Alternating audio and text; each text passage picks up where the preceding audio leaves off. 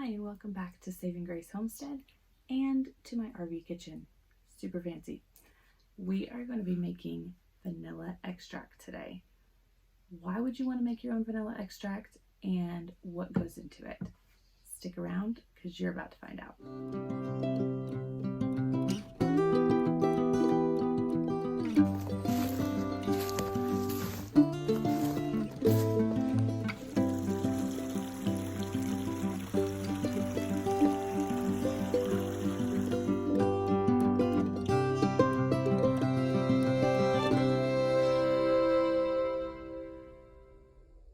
So vanilla beans actually come from an orchid, from the vanilla orchid. It's the only orchid that produces fruit. And since most of these come from Madagascar, which is not where they're native to, the vanilla orchids actually have to be hand pollinated, each one of them. And then the pods are hand picked and then dried and cured for 6 to 9 months. So if you wonder why vanilla beans are so expensive, that is why. They are actually vanilla is actually the second most expensive spice, second only to saffron. So why would you want to make your own vanilla extract? First of all, it's cheaper to make your own. What I paid for this little 8-ounce jar at my grocery store is a lot more than what I'm going to be putting into this 8-ounce jar of my own vanilla extract. And of course, that will depend on where you get your beans. If you buy your beans in the grocery store, you're going to be paying $8 or more for 1 to 2 beans in a glass jar. That's not super cost effective. When I bought my vanilla beans online, I was able to get them a lot cheaper. I cannot vouch for this company because I have not tried them yet, but they were the cheapest at the time when I was looking on Amazon. They also have their own website, but I was able to get them on Amazon cheaper. Now, I can't say that that will always be the case, but that was for me when I purchased these vanilla beans, and it is Vanilla Bean Kings is where I got these on Amazon, and I'll link that for you below if you want to check them out. But when you buy those online, you're going to be able to get a lot more beans for less money than if you buy them in the grocery store. So that's going to help your cost savings. You can also pick your own alcohol, and so you can kind of pick the price there as well. But you're just going to be able to make it go a lot further, your money go a lot further if you make your own vanilla. The other reason that you would want to make your own vanilla is the flavor options. You get to pick your own combinations of alcohol and vanilla beans. There are several different types of vanilla beans, several different types of alcohol combinations that you can use. And if any of you are freaking out about the fact that there's alcohol in vanilla extract, yes, even when you buy it in the grocery store, you are getting alcohol in your vanilla extract. However, you're going to be using it in baking, cooking. That alcohol is going to be cooked off, so it's not really a factor in your end product when you consume it. And I noticed when I was looking at my vanilla extract from the store that it has vanilla bean extract and alcohol and water. So not only are you paying more for the store product, but this one is watered down. My extract will not be watered down. It will just be straight vanilla extract. So you're just going to get a better product when you make it yourself, as it is with most things. Another reason to make your own vanilla is that you can give it as gifts. They make cute little gifts when you package them in your own little jar, packaging them with maybe some homemade cookie mix or brownie mix, giving them your homemade vanilla to go along with it. Would just make a super cute personal gift that really didn't take a lot of time or a lot of effort. And again, with rising costs of things, inflation, supply chain issues, when there's issues with the vanilla crop and vanilla just isn't as widely available. I know in the last couple of years there was a point when vanilla was a little bit hard to get. If you go ahead and make a big batch of vanilla, this is going to last you a while. So that kind of protects you against those rising costs of vanilla extract, of the vanilla beans, and of any supply chain issues that make vanilla hard to get. You will have it on hand. So let's talk about your vanilla bean options. First, you're going to want to choose which grade vanilla bean. When you purchase online, you're going to be able to choose your vanilla bean grade. When you purchase in the store, if you purchase your vanilla beans from the store, you're only going to get Madagascar vanilla beans, and it's going to be a grade B bean. A grade A and a grade B. What is the difference? Well, this is not like a grade in school. We are not talking about better or worse. This is not about quality. It's about what you're going to be using the bean for. So grade A vanilla beans still have more of the moisture and the oils in the bean. And that is going to be better for something that you need the immediate vanilla flavor in. So let's say you're making vanilla bean ice cream. You're not going to want to put vanilla extract in that, or you're going to have vanilla ice cream that tastes like alcohol. That's not what you're going to want to make your vanilla bean ice cream. You're going to want to use a grade A vanilla bean because you can get the oils from that and immediately get that vanilla flavor. If you're cooking with something that you need that vanilla flavor, you're going to want to use the grade A. Grade B is more dried out. It doesn't have the oils. It's not going to be as plump with the moisture and the oils in it. And that is perfect for vanilla extract. You can use grade A or grade B for vanilla extract, but grade B is going to be cheaper, and it's perfect for vanilla extract. You don't need that extra moisture and those extra oils. This is going to sit in your alcohol base, and over time it's going to infuse that with the vanilla flavor. So grade B is perfect for doing extract. Okay, the other thing, and I did this on accident. I meant to get Madagascar beans, but I ended up with a bean from Indonesia and a bean from Madagascar. So let's go ahead and talk about the different origins of your vanilla beans, because it's going to change the flavor. So the most common one is your Madagascar bean. The vanilla bean actually originated in, or it's native to Central America. So most of them now come from Madagascar. Over 75% of our vanilla beans come from Madagascar, which is an island off the coast of Africa. Definitely not in Central America. So the Madagascar beans are going to have, they're full of flavor, and they have sort of a creamy flavor to them. They're the vanilla that we are most familiar with. It's the vanilla you're going to find in the store. It's the vanilla that's going to be in your store-bought vanilla extracts. It is the one that we are the most accustomed to. The other one that you'll find is from Mexico, and that one is in Central America. So the flavor is going to be really rich on that one, and it is said to be the best flavored vanilla bean, which would make sense because that is where it is native to.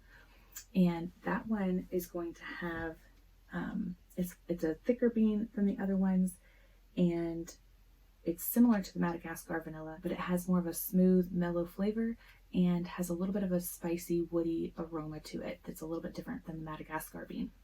Another one is your Tahitian vanilla bean, and that one is actually most commonly used in perfumes. That one has a soft, sort of fruity, floral aroma to it. It's actually the most expensive if you get true Tahitian vanilla bean. Now, there are some that call themselves Tahitian vanilla beans. This is an example of one of them. It says it's Tahitian vanilla bean, but then if you look at the origin, it says Indonesia. So that is not a true Tahitian vanilla bean. True Tahitian vanilla bean is going to come from Tahiti. So this is more of an Indonesian vanilla bean. Then there's a Ugandan vanilla bean from Uganda, and that one is going to have a more of like a milk chocolate hint to it, and it's similar to the Madagascar in terms of aroma and flavor, but it is going to be a little bit sweeter with that sort of hint of milk chocolate to it. And then the other one is the Indonesian. Sorry, I'm checking my notes because I had a lot of notes. The Indonesian, and that one is going to be creamy like the Madagascar, but it has a little bit more of a complex aroma, sort of some earthy, woody tones to it. So you've got different flavor combinations that you can kind of play with in terms of the bean itself. Okay, so then after we have picked our vanilla bean flavor, then we get to choose our alcohol-based flavor. And most of your vanilla extracts are going to be made with vodka. It's a really easy one to start with if you're just starting making vanilla extract. Vodka is really easy because it's clear, so you'll get to see the change in color over time, going from a clear alcohol base to something that resembles what we're used to seeing when we see vanilla extract, that dark amber sort of color. Some of the other alcohols are already starting out that amber color, which makes it a little bit hard to see if it's ready visually. You have to use some other methods to tell if it's ready. So vodka is going to be your most common. So not only is it clear, but it is cheap. It doesn't have a lot of fillers and ingredients to it. It's very basic, and that's a good thing. And then also it doesn't really have a strong flavor profile of its own, so it's not going to interfere with the vanilla. The vanilla gets to be the star of the show. So one of the other ones that you can use is brandy. Now brandy is going to be a little bit sweeter. It does already come, this is why I went ahead and picked up some brandy for my vanilla extract. It's already in that amber color, so again, you're not going to be able to use the visual to tell if it's ready, but this is going to add a little bit of sweetness, which kind of helps to bring out that vanilla flavor, especially if you know that you use your vanilla extracts mostly in desserts and things like that. Brandy might be a good one for you to try. Now, in my first vanilla extract that I made, the brandy that I got was Christian Brothers, and I later found out that that particular brand is made in an oak barrel. So this might have a hint of oak barrel to it. We'll have to wait and see. This one's not quite ready yet. So when it comes time, I'll have to compare it to this one. My husband picked up a different brand for me the last time because this one is not made in an oak barrel. It's just straight brandy flavor. So we'll have to compare. Another one that people can use is whiskey or bourbon. That one is more of an acquired taste. It's going to have more of a woody, smoky flavor to it from being in that oak barrel. Okay, and then we have rum. Rum is also clear, so that's one, well, actually you can get rum that's clear or you can get rum that's darker. But if you are going to go with rum, you want to stick with clear because those darker ones have a lot more of the sugar in them. They're going to have a stronger flavor, and that is going to interfere with your vanilla flavor. So if you're going to go with rum, then you want to try to stick with the clear rum, which again will help you to visually determine when your vanilla is ready. But that's going to give it a little bit of that sort of flavor of the Caribbean that you're going to add to your vanilla. So that's just a different fun one that you can do. And then you have gin. Gin is going to be similar to vodka, but it's going to give your vanilla a little bit more of an herbal, botanical flavor infused in there. So there are several choices. If you've tried something different or you tried one of those and liked it, let me know in the comments below how you've used it, how you've made your vanilla extract. One of the things that you want to think about when you're choosing your alcohol, you do not have to go with the most expensive one on the shelf. You also don't want to go for the cheapest one on the shelf. A lot of times your cheapest ones are going to have fillers and artificial flavors and just additives and things in there. They're going to reduce the quality of your vanilla extract in your final product, and it's going to interfere with the flavor of your vanilla. So you want to stay away from the really cheap ones, but you also do not have to go with the most expensive. I would just shoot for middle of the road when it comes to picking your alcohol. Okay, so now that we've talked about our combinations, our flavor options, let's go ahead and make our vanilla extract. Okay, I went ahead and tried to zoom in on these vanilla beans for you, and I wanted to show you the difference between the grade A and the grade B vanilla bean. So this one is going to be your grade A, and if you notice, I'll try to put it up here, it is pretty round and plump. And I wish that you could smell these because they smell wonderful. But this one is a grade A vanilla bean. And then this one is a grade B. Now this one, I don't know if you can tell, is flat, right? If I turn it this way, it's going to look wider. If I turn it this way, it looks thinner because it is a flat, more dried out bean. Now, both of them, you can tell they have a shine to them. They've got oils in them. But this one is just still a little bit more plump, and it's going to have a little bit more of the oils and moisture in it. But for my extract, I'm going to use my grade B. So for this 8-ounce jar that I'm going to be putting it in, this is just a little 8-ounce jelly jar, and you're going to want an airtight lid. You can, some people say they don't like to use the metal lids for extract. I don't know if they just don't want the metal flavor or whatnot. This one, I mean, it does have, you know, a seal coating on it. So it's fine if you want to use the metal, it's fine. If you don't, you can also get those plastic airtight lids like I have on my big one. So for this 8-ounce jar, I'm going to get 2 of these grade B vanilla beans. And what we're going to do is I'm going to cut it in half just to make it easier to go in the jar. And then I'm going to cut each of these pieces right down the middle. And I don't want to cut all the way through. I just want to cut through that top layer, because what I want to do is expose, let's see if I can get this one to come open. I just want to expose the beans inside. Okay, can you see that? The rich, dark beans inside. Those look so nice. Okay, so once I get that pulled open, and again, you don't want to cut all the way through it. You just want to get it open to expose the inside. I didn't quite cut far enough on that one.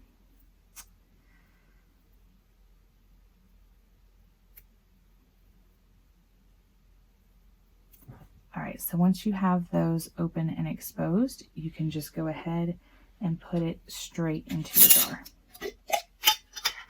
That's all you got to do.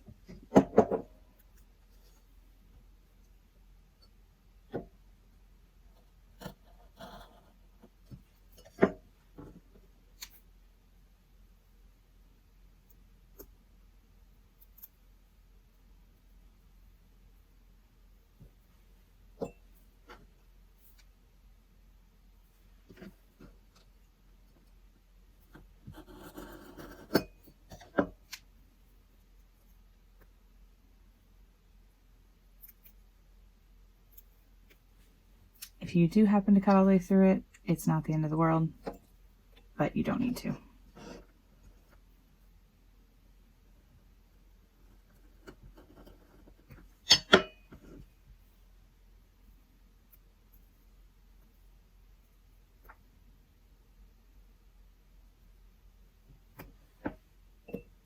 Okay, so I went ahead and filled all 4 of these jars with my vanilla beans, and it is time to put in the alcohol.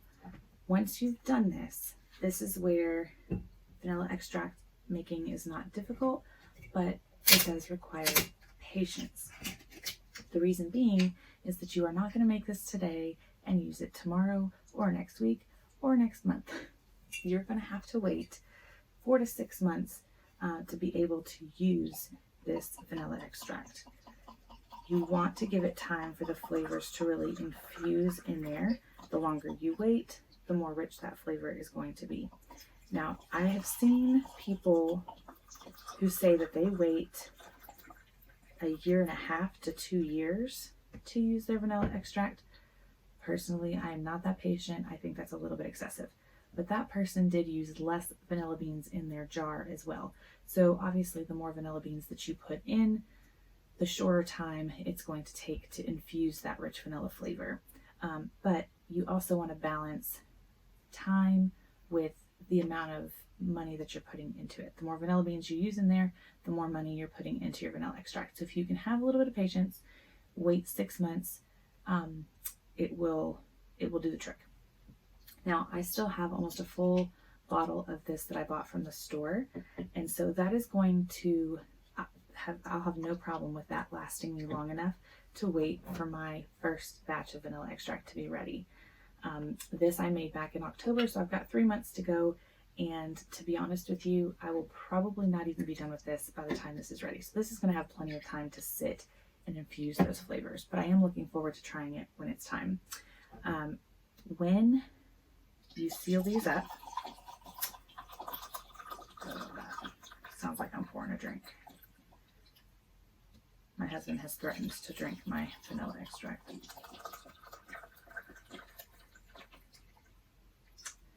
Okay, so once you have those completely filled, you're going to seal it up.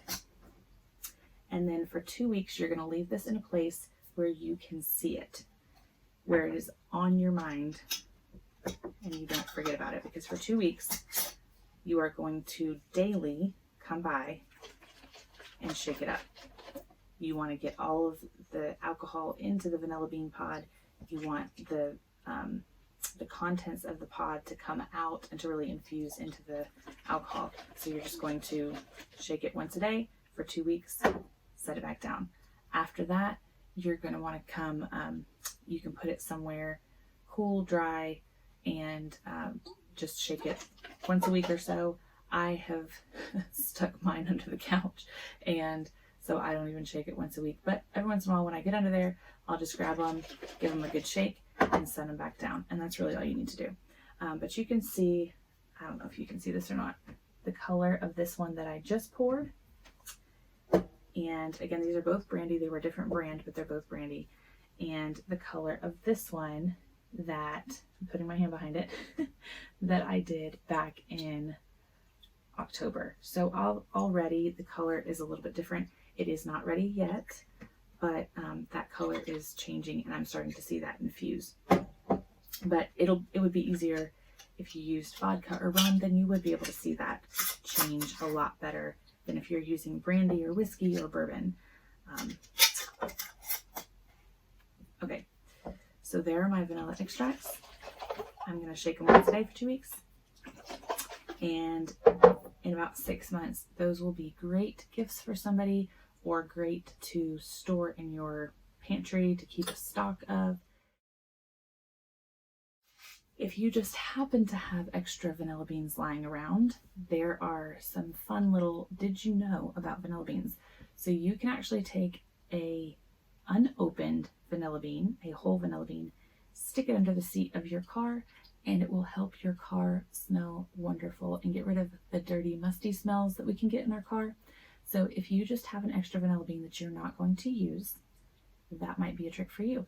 Personally, I wouldn't do that because I would be afraid that I would attract a mouse into my car or something. And honestly, I have better uses for my vanilla beans. But if you've ever tried that or heard of that trick, let me know in the comments below. The other thing that you can do with your vanilla beans, and this might be better for your grade A vanilla bean, is to put it into your acidic sauces or recipes, especially tomato based.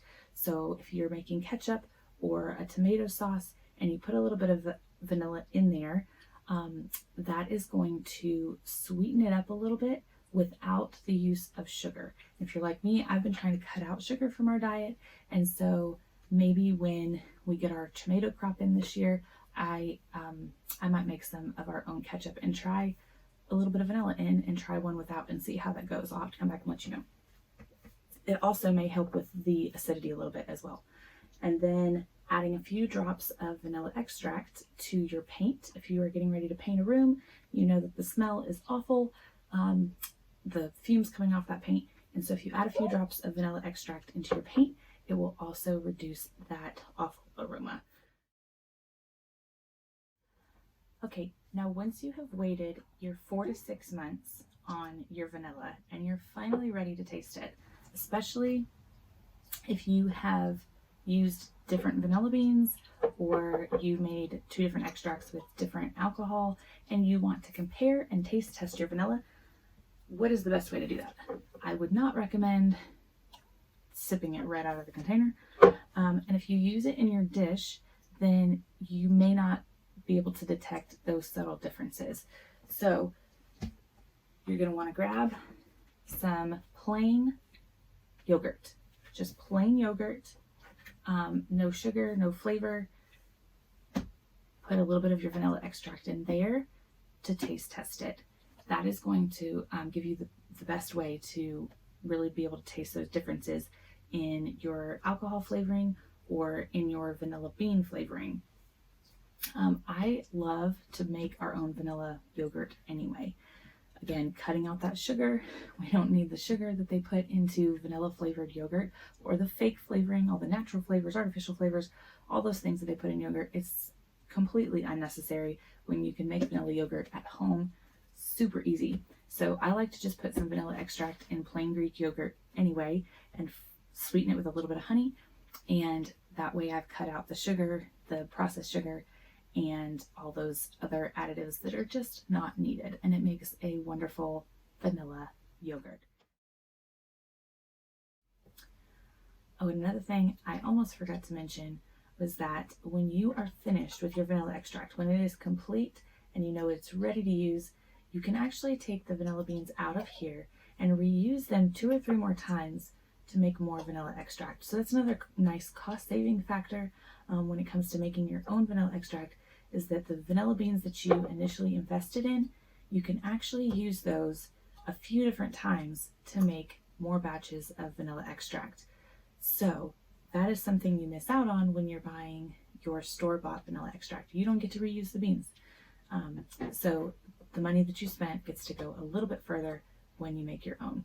So let me know if you have tried any of these different flavors of vanilla extract, if you've made vanilla extract of your own, or if you're thinking about trying vanilla extract, and which combination that you are going to go with.